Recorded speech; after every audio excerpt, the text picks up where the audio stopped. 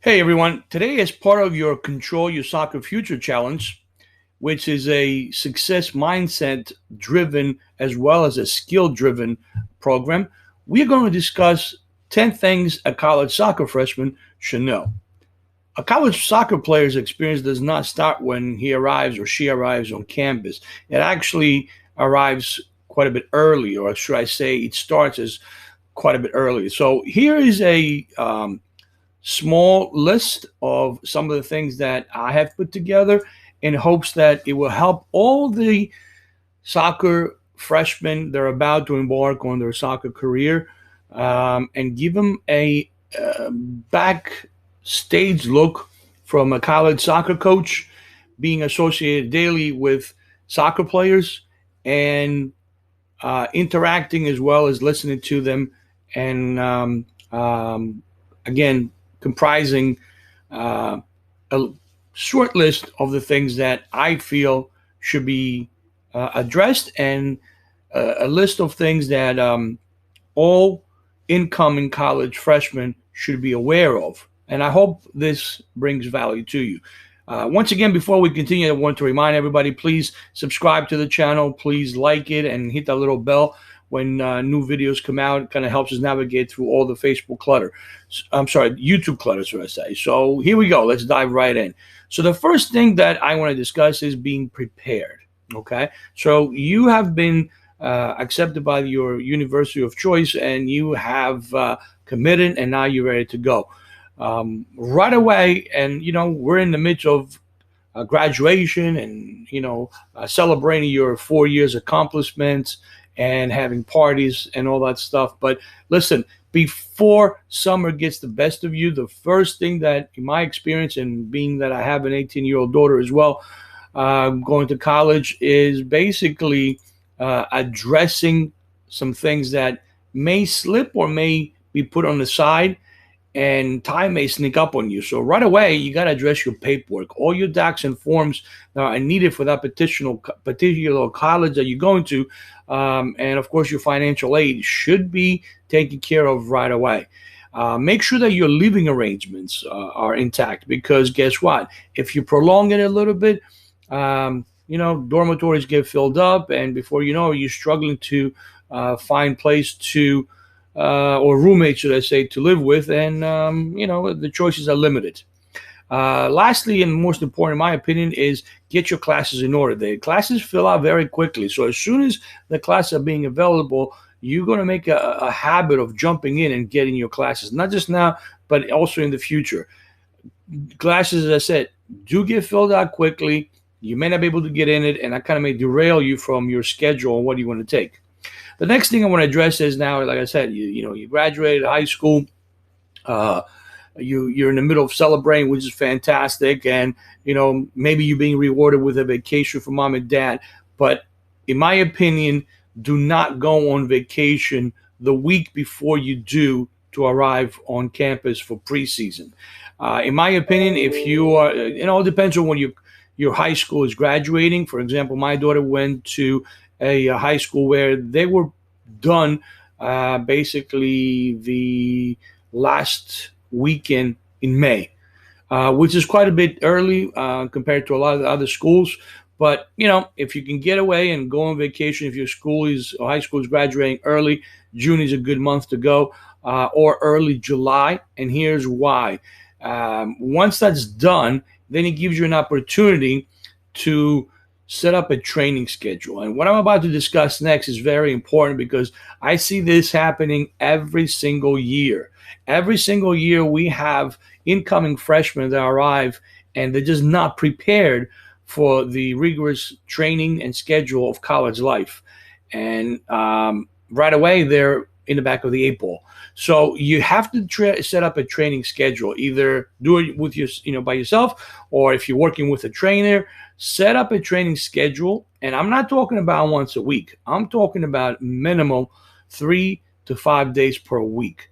Once again, when you come to the university, most schools, and this is no joke, most schools that are hosting a soccer program, the first day that you come to campus, or the first day, I'm sorry, the first day of training, should I say, you'll be asked to do a fitness test.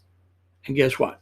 Every year, college freshmen, there are some, not all, but there are some that cannot finish it, that right away put a target on the back. And I don't want to sound negative, but if you come in and you're not in shape, you're in the back of the eight ball, your coaching staff right away are going to check that you came unprepared. Although, if you are going to college to play with, for a soccer program, chances are you have been communicating with the coaches, and chances are the coaching staff, has given you a preparation list, sort of. So if you come in and you're not in shape, right away you make a bad impression. So set up a training schedule during the summer, and I'm suggesting 3 to 5 days daily. You have to get into a mindset of, yes, you graduated, congratulations, celebrate your accomplishments, but now you're going to move on and start working on the next phase of your life, which is your college experience as a soccer player. I know it's not easy. I know it's difficult, but if it was easy, everybody would be doing it. It's a choice that you've made. It's a mindset that you need to be in. And that's what happens. And that's when it's needed to move into your next phase of life, that being college or after that, if you continue playing soccer or, another sport. You have to have the right mindset. Mindset is not a part-time thing. Mindset is something that has to be with us on a daily basis, year-round, every day of our lives.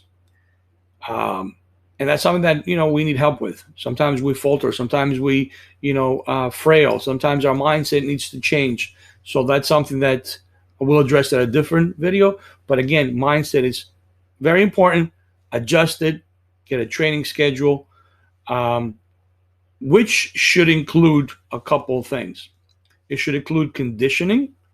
As I said, first day of training, you'll be asked most likely to do a fitness test. So you want to make sure that you are in condition, and please make sure that you're in soccer specific conditioning, not, cross country or lacrosse. Or if you need help with that, reach out to me. Be more than happy to give you, provide you with a a training schedule, which includes conditioning.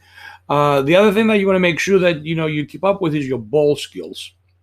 Look, you could be the greatest ball skill player in the world, but those players, they use their ball skills and they train on their ball skills and refine it on a daily basis and weekly basis. It's not something that, hey, I became a good, ball player with my skills. Now I can just, let go. No, you have to constantly maintain it and polish it.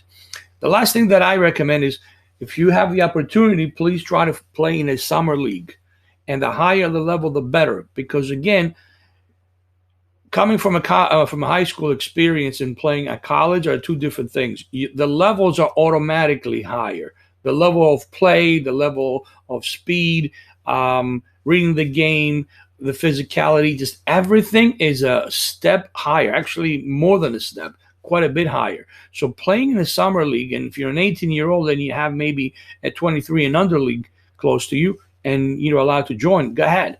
Don't worry about getting knocked around. You're not joining this league to, to be the top player. You join this league to play with better players or better players, not equal players as you, but better players if possible, more physical, older, and it's okay if you get knocked around. That will give you valuable experience coming into a college program. Believe me, that alone is something that, will bring you great benefits. And I guarantee you will see the difference and you will appreciate this once you come on campus. So the next step, the next one, should I say, other than prepare, is arriving early. So you arrive early on campus and you set everything up. You get situated, you get familiar with the facilities and the processes. And I'm talking about both academically and in the sport that you're in, which in this particular instance, it's soccer. Don't arrive late on campus. The earlier you arrive on campus, the more time you have to address all these things and get familiar. Learn where the wellness center and the training center is. That is to be used as much as possible. This is going to be your go-to place when you're dealing with your health and injury challenges. And that's something that we stress quite a bit as coaches. Make sure you are healthy. Make sure that the trainer becomes one of your best friends, because you need them to always take care of you. You need to be on the training field. You need to be constantly on the training field, because you're always in front of the coaches, faces, basically. If a coach sees a player constantly being injured and not in the on the training field, number one is that they're not ready to play. They will never, they're always behind. Number two is they're frail. Number three is that out of sight, out of mind kind of thing. So all the coach has a list of the injured players and the reserves. The more that you're in front of the coach, the more chances to be in their minds. Learn what the cafeteria is. This is, if there is a nutrition program for athletes, which usually when you're playing for a team-oriented sport, or if you're an athlete in college, there is some type of a nutrition program where, what to eat, when to eat it. Make sure that you put it in your system to basically best feed yourself what suits your body. Not everybody has the same reaction to certain foods or certain things that we eat. And at the very, very least, make sure you're always hydrated. It's good to be hydrated, because especially in the beginning of the season, preseason, it's extremely hot wherever you go. August, extremely hot. So you need to be hydrated. Okay, you need to be hydrated constantly, but also, your post-life experience after soccer season is over. Hydration is one of the greatest things, because it kind of clears your mind. It clears your mind. It helps you be more focused. Hydration is very important.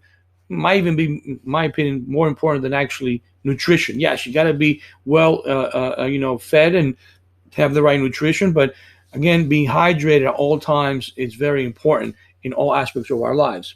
Know where all the training facilities are, and how long it takes you to get from your dorms or your classes there. You do not want to be late, okay? You want to make sure you know where the stadium is, where the training grounds are, where the training facilities are. You want to make sure that you have enough time to go from your class to your training session on time. And on time means being on the field before, actually, my opinion is always 5 to 10 minutes before training starts. If you're there on time, you're late.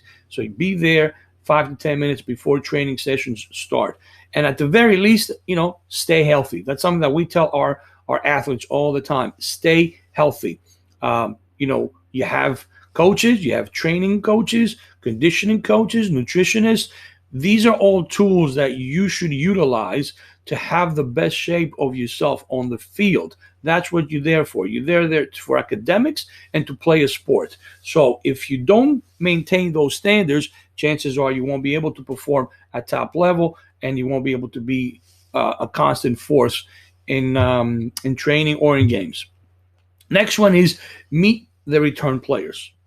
Go out of your way to engage with return players.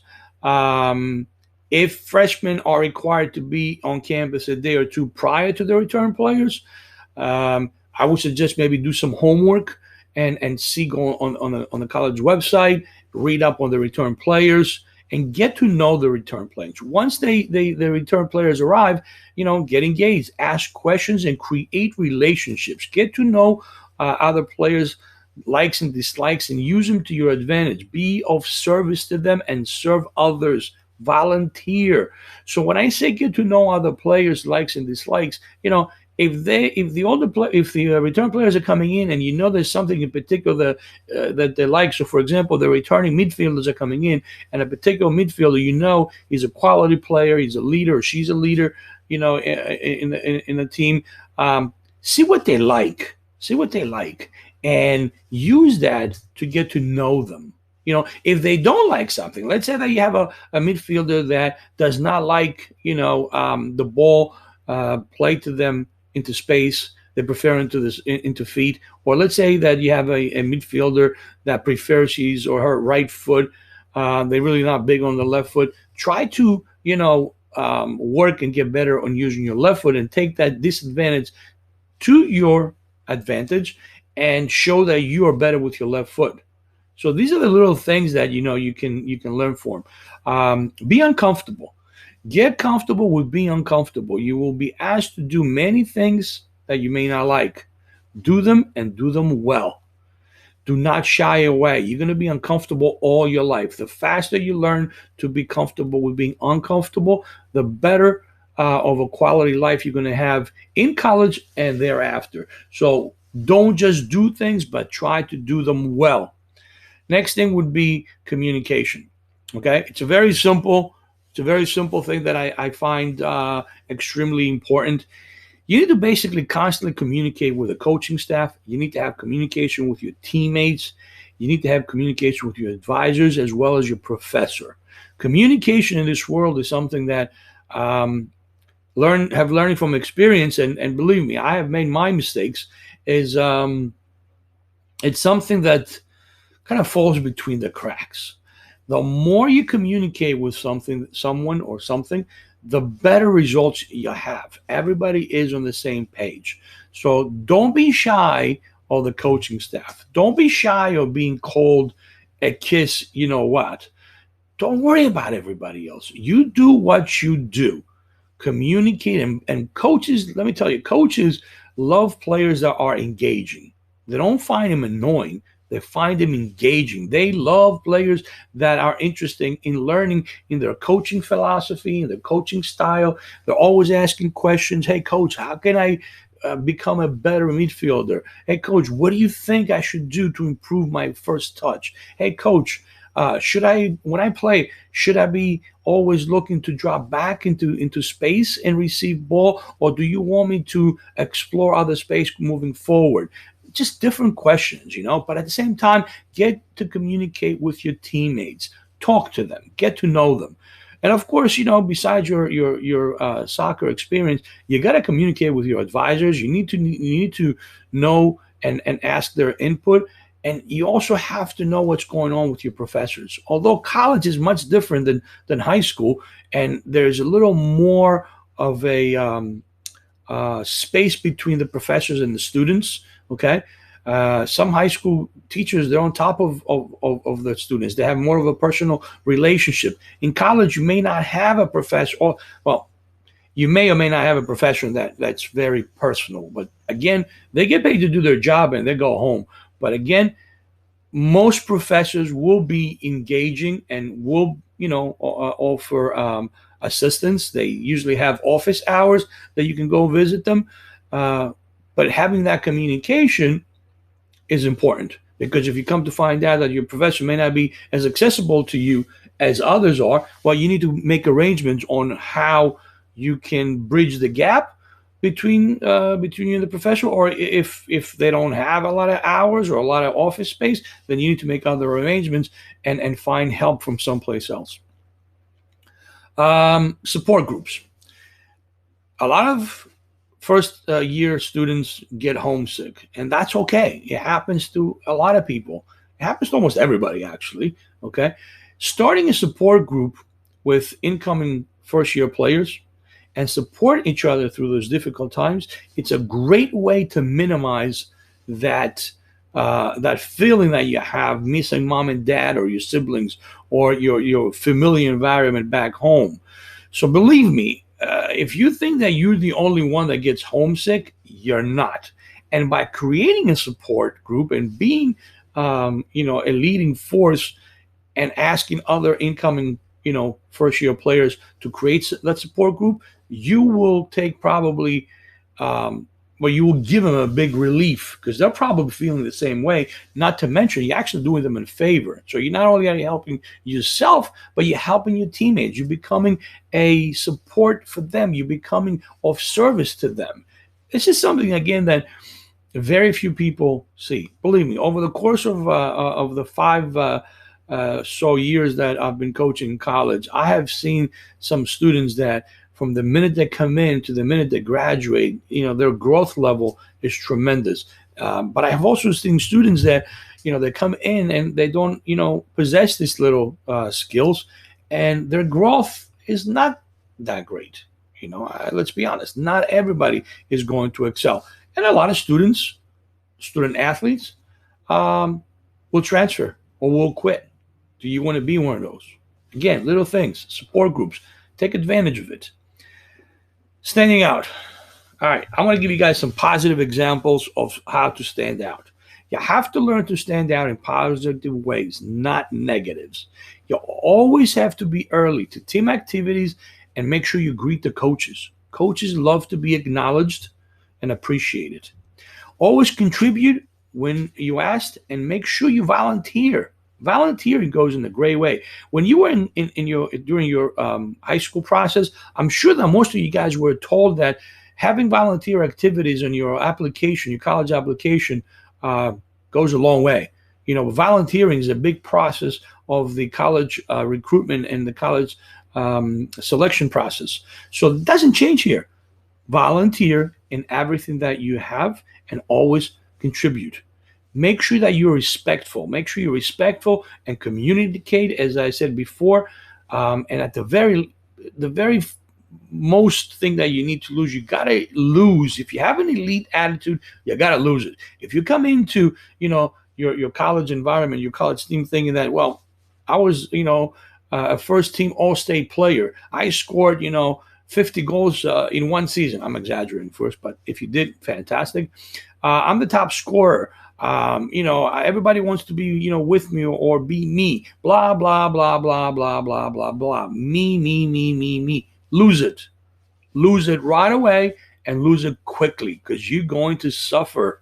Your teammates are not going to like that. And chances are, your coaching staff may not be too appreciative either. Best ways to stand out on the field is communicate, being vocal, and always work hard to not quit. No matter what the situation is, coaches love players that are communicators, that are vocal. Coaches love players that never quit and always work hard.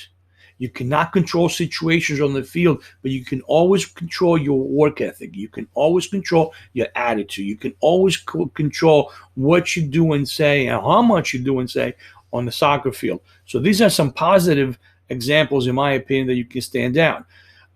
You have to be laser focused. When you have a bad training session, let your personality, let your work ethic, let your team first attitude shine. Be confident and show it all the time without being cocky. Find a hairline between being confident and being cocky. You can be confident in yourself even where you are lacking a skill and do not know something. You are confident that you'll work hard to acquire or improve that skill.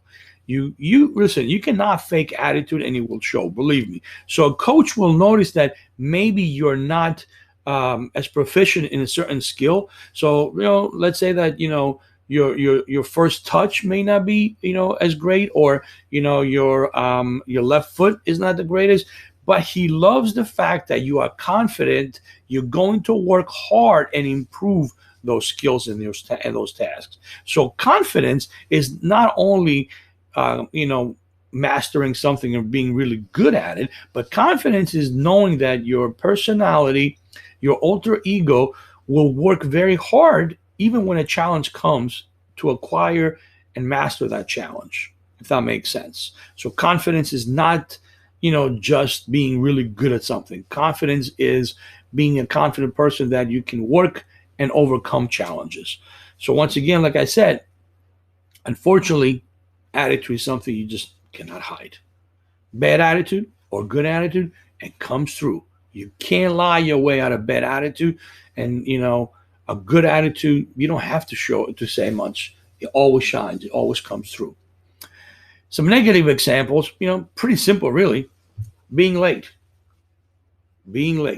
And I'll be honest with you, that's something that I always have struggled my entire life, being late. So what I've done is I actually set up systems to not be late for any training sessions. I'm never late for training sessions. So one of the processes that I've said is that when I do training sessions, I actually create a training session and I plan a training session before I get to the training ground. And then I actually get there and I lay it out. I lay out my cones, I lay out my diagrams, I lay everything out. So By doing that, I have to force myself to be there earlier than the players to set up the training session, because I like to have my training session a flow. I don't like to have the players come in and me try to organize my session, in front of them, going through that first activity and then having to repack everything and pack out or open other things or set up other cones and this and that and then do it over and over again. I like to flow from one activity into the other by pre-planning and pre-setting up all my stuff on the training grounds. That takes time and preparation. So by showing up, by needing to do that, I always show up early. I'm very, very, I don't think I've ever been late for a training session or a game unless, an emergency came up. The next negative example that I want to talk about is whining and complaining. Always, even if it's under your breath, even if it's under, mumbling, even, if you're rolling your eyes or, your shoulders or, people see it.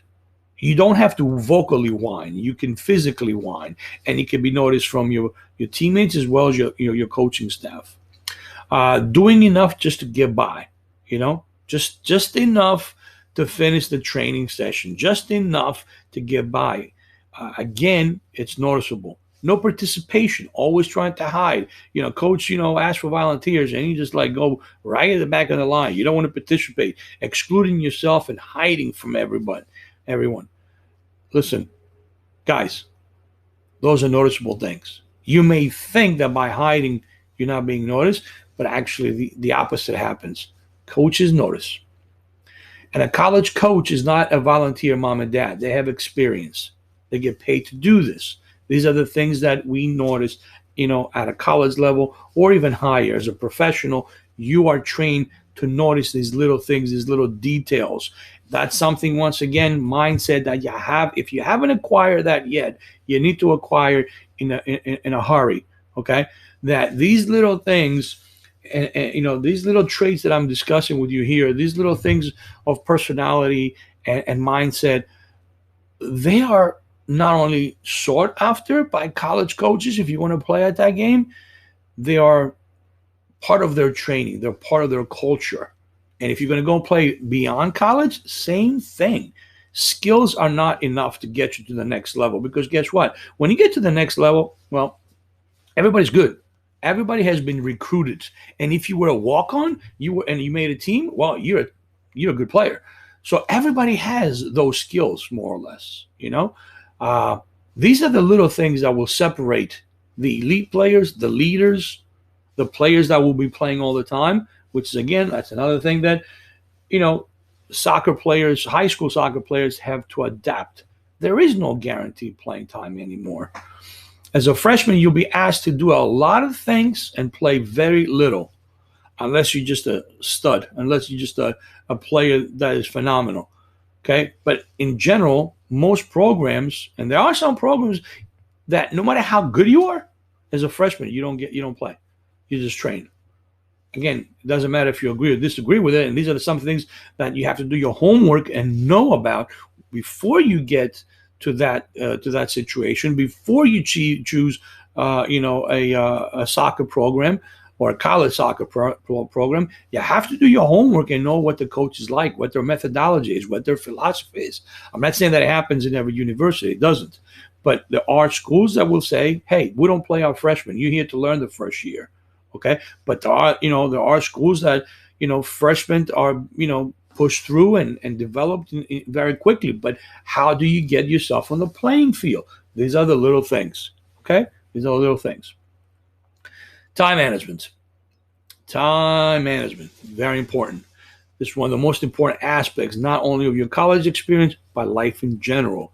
As one gets older, responsibilities and tasks increase dramatically, while sometimes, well, actually not sometimes, most time, timelines get shorter. You have more things to do and less time to accomplish them, regardless if it's an assignment in school, regardless if it's a task on the soccer field or past college in life. If you get a job, you have more things that you're being asked to do from your boss, and your time frame that you got to accomplish them is very short. So you got to learn to deal with this. It's another thing, by the way, time management, that I always struggle. I'm 57 years old, and I always struggle. I'm aware of it, and I always try to implement systems to make sure that my time management is good and on par. You must learn how to maximize your time, guys. You got to find ways to minimize unnecessary time wasting situations and get all your activities scheduled before the fun activities come. Okay? Half hour here, 15 minutes there, going back to your dormitory and taking a nap when you know you got a big paper due, and you also have trainings, that are coming up. You might want to eliminate that 15-minute nap. If you're feeling tired, well, maybe you should eat something or hydrate yourself to get that fatigue out of your system. But you got to do what you got to do. By the way, fun activities have their place in life, as well as they are needed, and they tend to re-energize you. But they must be prioritized. Don't go out to a student activity for a barbecue when you got a paper due, you got homework to do, and then you have 2 training sessions in a game. That I'm sorry, but that's not priority. That barbecue is not priority. Those other things are priority. If you don't have, if you have time, great. But again, during the months of August, September, October, if you're lucky enough to make NCAAs in November, those are the times that you're there to basically study and play your sport. That's it. That's your focus. Plenty of time, to do other things. And I doubt that you're going to find a lot of time to do those fun activities, okay, in a long time period stretches. Reality is that depending on what college you attend, you will have daily classes, as I said, daily training, daily homework. You're going to have to travel for games and try to manage, small interaction social life. So unless you have good management skills, you will get overwhelmed, which will cause a domino effect. And it will affect your on-field performance, your student life, completely derail your mindset, and negative things will start happening. Look, again, it all depends on what level of school you go. If it's Division 1 or Division 3, travel is a big part of that experience. You're always traveling, either by buses or by planes. You might be playing at school where two away games in a row. Usually when you travel and you're playing Division 1 ball, you're usually playing 2 games, because you may have to travel by plane, further away than most. So you're going to play, 2 games in a couple of days span. You better have your laptop with you. In fact, students travel with their gear bag, their computer, their laptop, and a pillow, because they're trying to find a couple of minutes of sleep anywhere they can. They're doing homework on the bus, on a plane. Yes, you set up with, counselors to help you out with your struggles. If you have struggles on your homework, you have so many tools to help you succeed. A lot more tools in college than you have in high school. But at the end of the day, you got to make these choices. Somebody will show you the time management or time manage yourself. Somebody will help you with a schedule, but it's up to you to organize that schedule and execute it, if that makes sense. Okay? You do have tools, many tools to your disposal to help you be successful. But like anything else, a tool is a tool. You can get the best tool possible available. But if you don't utilize it properly, or worst case scenario, you don't even pick it up to utilize it, well, it won't do you any good. So once again, it all starts and ends with you. Time management. Counseling and mentorship. Another favorite of mine. It's a great way to deal with all these balls that you're bouncing, and you will be asked to balance a lot of different balls that you may not have had in your previous high school life. So to deal with those bouncing balls, finding a counselor or mentor is a great thing. This could be simply someone who has been through this already, knows how to deal with it, and possibly has systems and plans on how to be successful. Simply put, it could be one of your returning players who has current experience and is in the grind with you on a daily basis. It's a little detail, But again, I think a lot of people, don't see it. They struggle in their rooms and trying to find solutions to their problems, and beating their heads against the wall when, look, your teammates is a great source of counselship and mentorship, and find that in the returning players who they were freshmen last year, the year before. If if you're with them on a daily basis, you get to see how they operate and their experience and their routines and their plans and the systems kind of rubs off on you. But once again, it's up to you.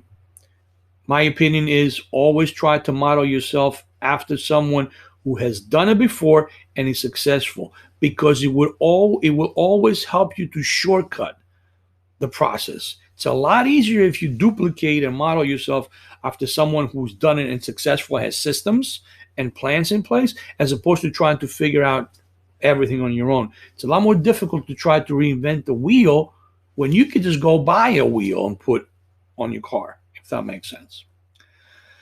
Off-season program. Okay, so maintain quality habits and systems learned through the season. You stick to a year-round conditioner program, which usually is given by the coaching staff and training staff. They will tell you what to do during the off-season. And keep in mind that once the fall season is over, and if hopefully you have a great, successful season going to NCAAs and all that good stuff, by the time it's all done, you're going to have finals and you have this and that. The term is going to be over. Hey, you come home and you recharge your batteries. Your family, your friends, your loved ones. You're in a comfortable surrounding. You have a fantastic time. You energize. That's the time to re-energize yourself. But you come back, you want to pick up the same programs, systems, plans that you were during the season. Maybe tweak them a little bit. You don't have to be as intense as they are during the season. Tweak them a little bit to your personal needs, but maintain those systems during the off season, because guess what? Coaches are going to tell you spring training is going to be right around the corner. By the time Christmas and the holidays are over and this and that, before you know it, hey, spring training is right around the corner. So you want to make sure that you prepare for that spring training.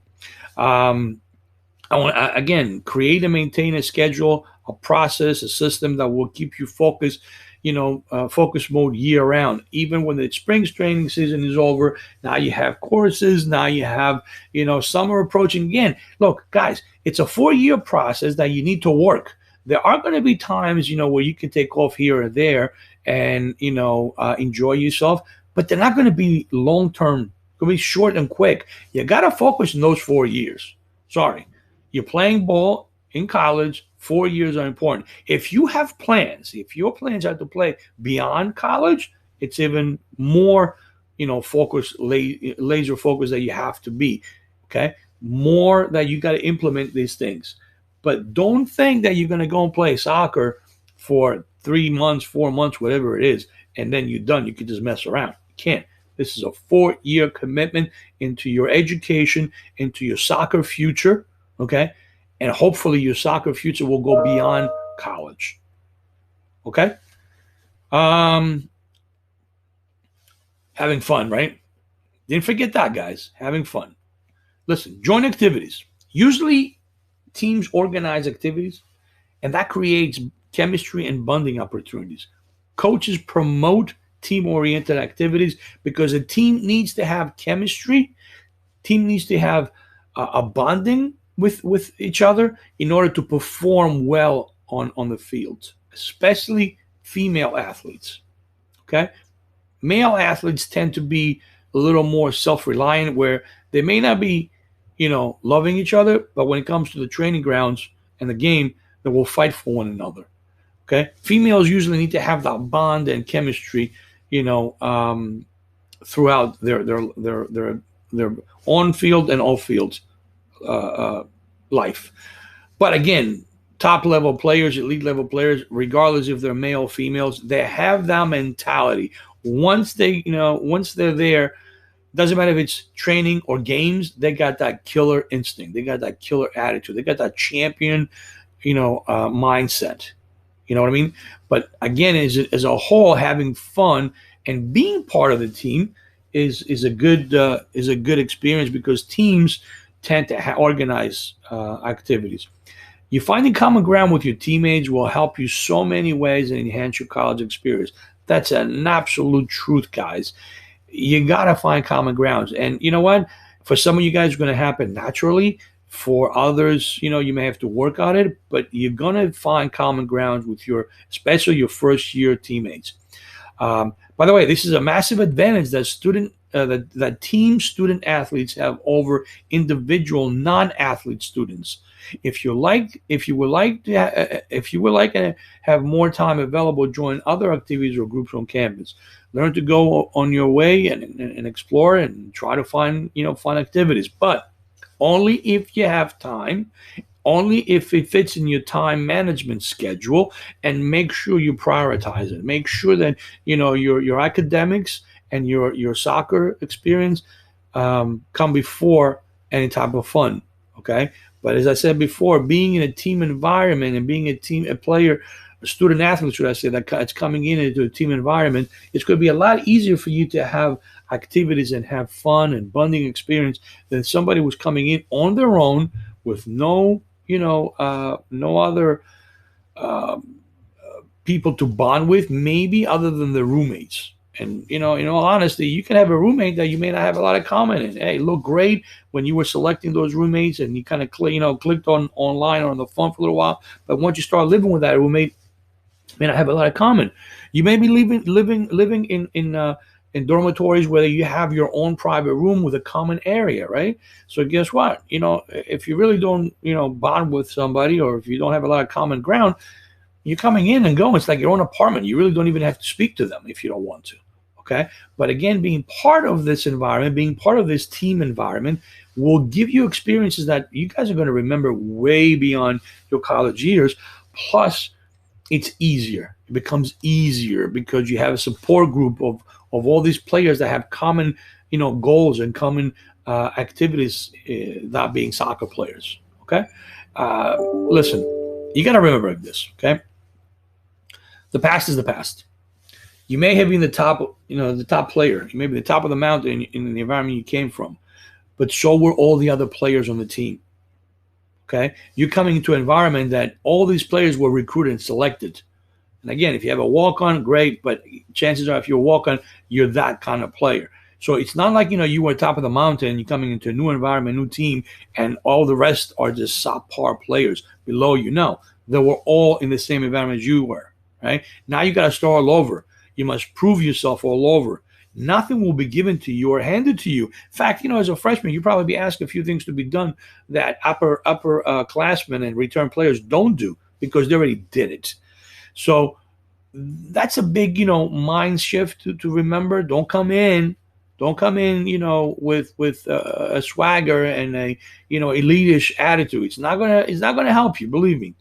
Elite players, by the way, find ways to always adapt and get familiar with new situations. So elite players have the mindset that, not only are they confident, but if there's a challenge, if it's a new situation, they'll figure out a way to be on top of the mountain, on top of the group. They are comfortable with being a follower before they become leaders. And that's exactly what leaders do. You must know how to follow before you can lead. A good leader must know how to follow always. Always, always, always. You cannot become a leader unless you know how to follow, guys. And that's the bottom line. Closing. It starts and ends with mindset, attitude, and preparation. It starts and ends with you. Nobody will do that for you. Nobody will go to bed for you. They may help you. They may offer you tools, but nobody will actually do it for you. You need to adjust your mindset. You need to adjust your attitude, and you need to prepare. Then you got to add managing expectations and creating a time schedule. Lastly, you must show up every day and play all out. Life is tough. College life is tough. Show up every day and play all out. That is a sports life. That's a student athlete's life. That's a champion's life. You champion your life every single day, not only in college, but in years after that. and you will have a champion's life experience every single day for the rest of your life. Guys, I hope you found this presentation helpful. I hope some of the things that I talked about, and believe me, I talk from personal experience, I talk from the heart. I love mentoring and helping, student athletes. If you would like to address any of the points that I made, if you would like to talk about a specific thing that maybe I didn't address, reach out to me. I'm available all the time. Can be reached through email or telephone numbers. I'm not going to post them on here. You can just, go into our webpage, go to my Facebook page. They're available to you guys. You can Google me, you can Facebook message me, you can Instagram me, all those things, and we can connect. And if you would like to discuss something further, be more than happy to help you guys out. Lastly, before I let you guys go, if you enjoyed this, if you found value in this, please subscribe to the channel. If you see this video on YouTube, please like it, and please hit the little bell. This way, when new videos come up, you get noticed, and kind of helps us navigate through your YouTube clutter. Okay. Till the next video, guys. Be healthy, enjoy your college experience, and don't forget, lead and live a champion's life. Take care, guys.